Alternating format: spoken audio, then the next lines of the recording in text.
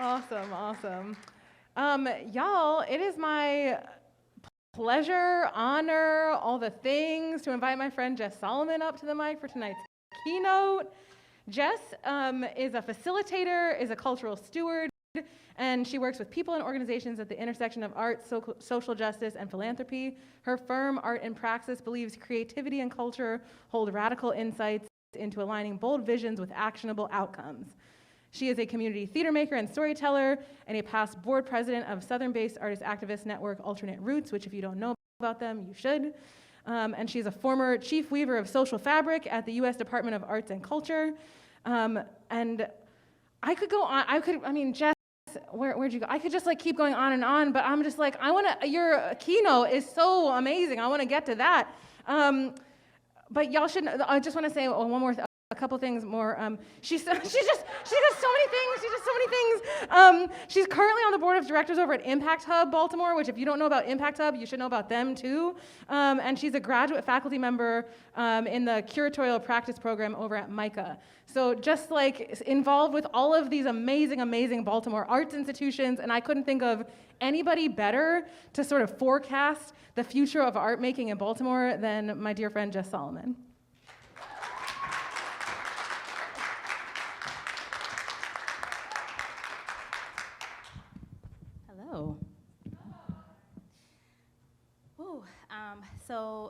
Valerie Maynard was a dear friend and teacher of mine, and so when I heard her words, it really touched me, and I'm actually wearing a pair of pants that she gave me, so she's here. All right, so Center Stage invited me to talk about the future of arts making in Baltimore and beyond.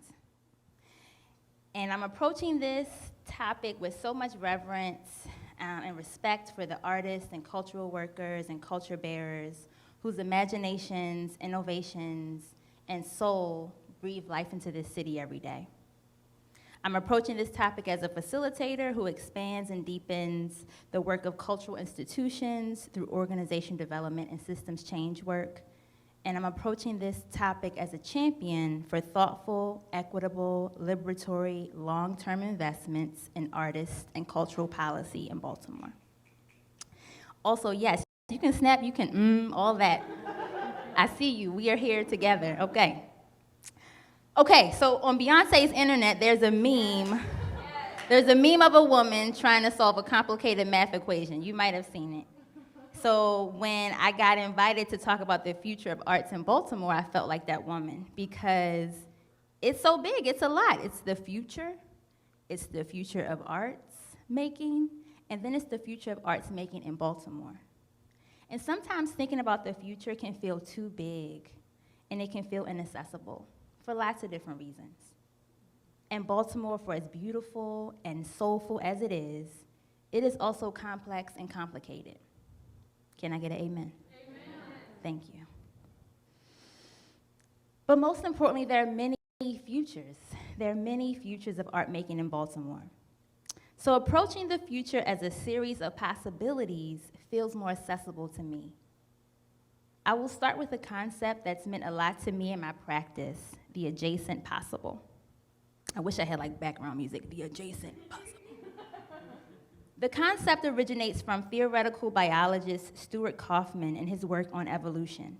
He says the adjacent possible is a set of immediate possibilities available to us at a given point in time. Okay, now walk with me. We're about to go to 10th grade chemistry class, okay? Just come along for the ride. Ms. Yinch, my teacher then, will be very proud of me in this moment. Okay, so a single carbon atom can become a human being. It takes 1 million steps for a single carbon atom to become you and me. The adjacent possible asks, what is the most immediate possibility for that single carbon atom? Are there any chemists in the room or people who would know the answer to that? There's no prize, just being a smarty pants. But okay, that's fine, I didn't know that either. So methane is the next immediate possibility for a carbon atom. And the gag is methane has its own adjacent possibilities. It is used to make fuel and to make heat and light. So basically, as more things or component parts exist, more possibilities are created. There is a whole lot of possibilities between a single carbon atom and a human being. So as more artists challenge what is by exposing what has been hidden, we discover new ways of being and model new forms of action. Okay, now let's look at our smartphones.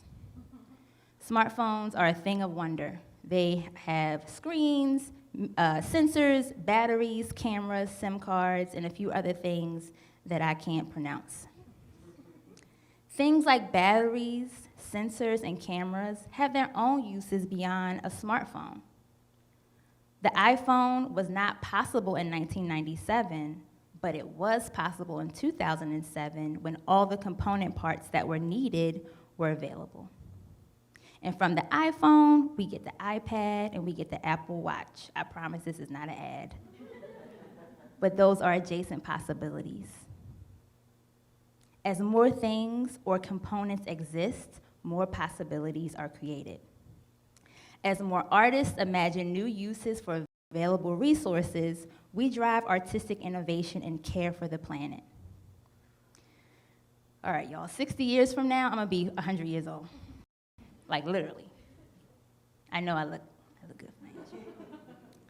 I don't feel ready or equipped to envision that world. Rather than chasing the most distant possibilities, we can start by exploring what's nearby. Maybe that's 20 years, maybe that's 6 months, or maybe that's next week. Artists have a way of working, seeing, engaging, and animating to help us stretch towards the future we want.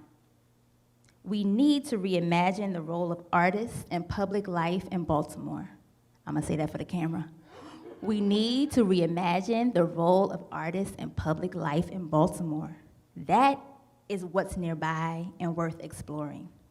But for today, if we widen our circles just a little bit, there are opportunities for expansion, new connections, and new component parts, all building towards a future where arts and artists are embedded into our healthcare system, our education system, our transit system, our parks, water, energy, and so on.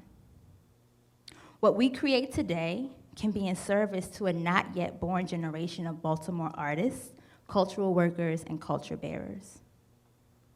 Generational trauma is a term used to describe a passing down of traumatic impact or the effects of a historical event.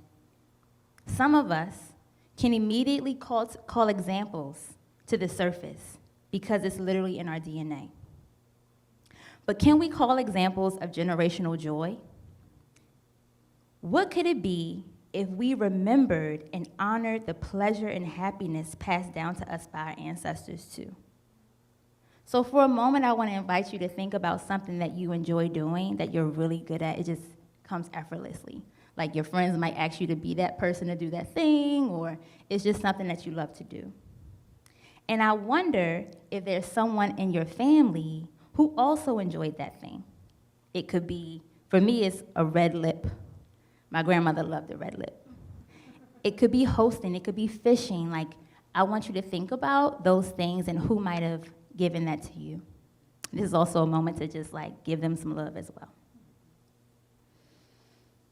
So now, as future ancestors, because that's what we are, right? Like, we are future ancestors.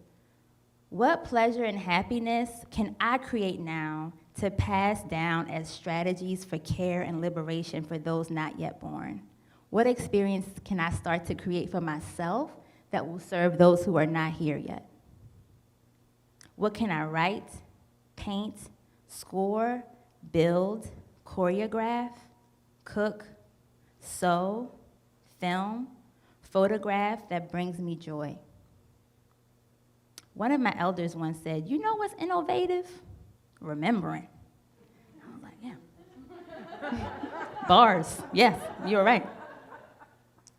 So to help us remember, I'm developing a series of proposals for building generational joy, and I love your help. So as a future ancestor, we're in this together. I want to invite everybody to reflect and write one practice that you will realistically explore with the goal of bringing more joy into your life. Does not have to be a whole thesis statement about something, like what's one thing you'll do that will bring more joy into your life. I like to call on the wisdom of Adrienne Marie Brown and her mantra, small is all. So you can think very small, like what is the one thing you can do, one step that you can do. We have pens and note cards that are flying around right now. We're gonna give you a few minutes. Maybe we'll play some music for a minute while you do that. And I would like to keep the cards, so take a picture of them. Use your smartphone. So the future of art making in Baltimore starts now. With our immediate possibilities and designing lives that use the best of what was left for us while creating new paths to joy for those not yet here. That's pretty much it. Like that's what it is. It's creating those pathways for those not yet here and thinking about what's the best next step, the immediate next step available to me in this moment as we think about the future. So I'm done. That's pretty much in my talk. Yeah. So thank you. Thank you very much. We're gonna give you a few minutes, and then I'm gonna maybe hear from people about what your one thing is. Maybe we can hold each other accountable to create more generational joy. Yeah. So I'm wondering if we can play some music while we let people think. But while we do that, thank you very much. It's an honor to be in this space. I want to be friends with Amber and John and Anaya. Like, can we hang out, please? Thank you. Yes, thank you very much.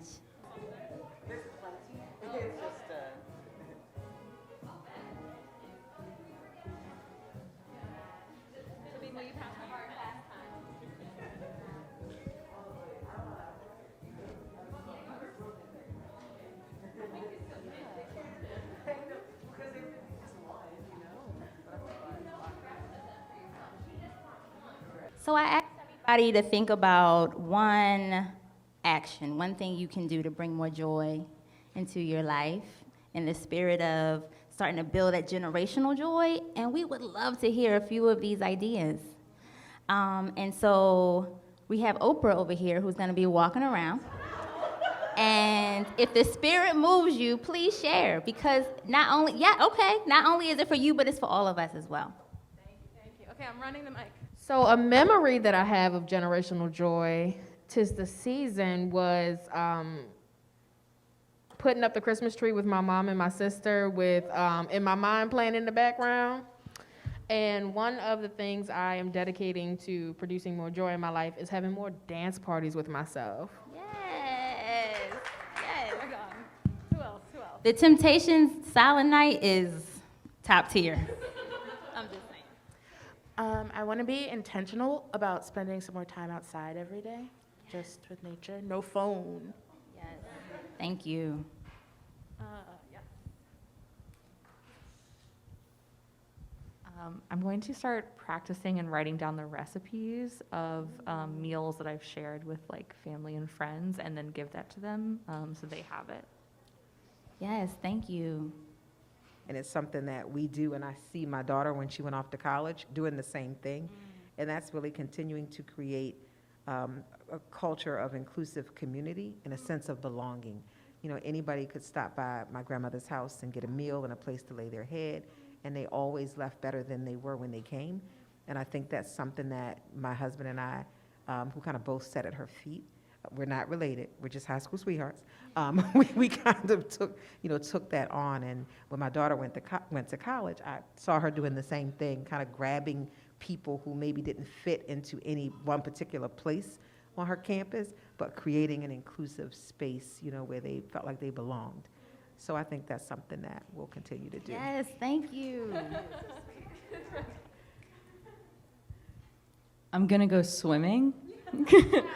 And my family, I was thinking intergenerationally, swimming has been an avenue to freedom and safety from Ellis Island to the Corsica River. So I definitely we have a tradition in my family that when you would get to like the homestead, you would run off the dock no matter what time of year. You just strip and you run off the dock into the water, and it always felt like really safe and like no matter what was going on. And so I want to bring that back into my daily practice. Go find some water to jump in and let go. Yes, thank you. These are great. These are recipes.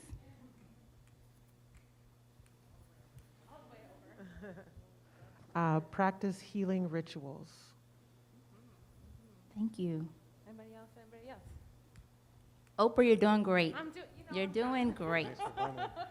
Hi. My goal is to start a business.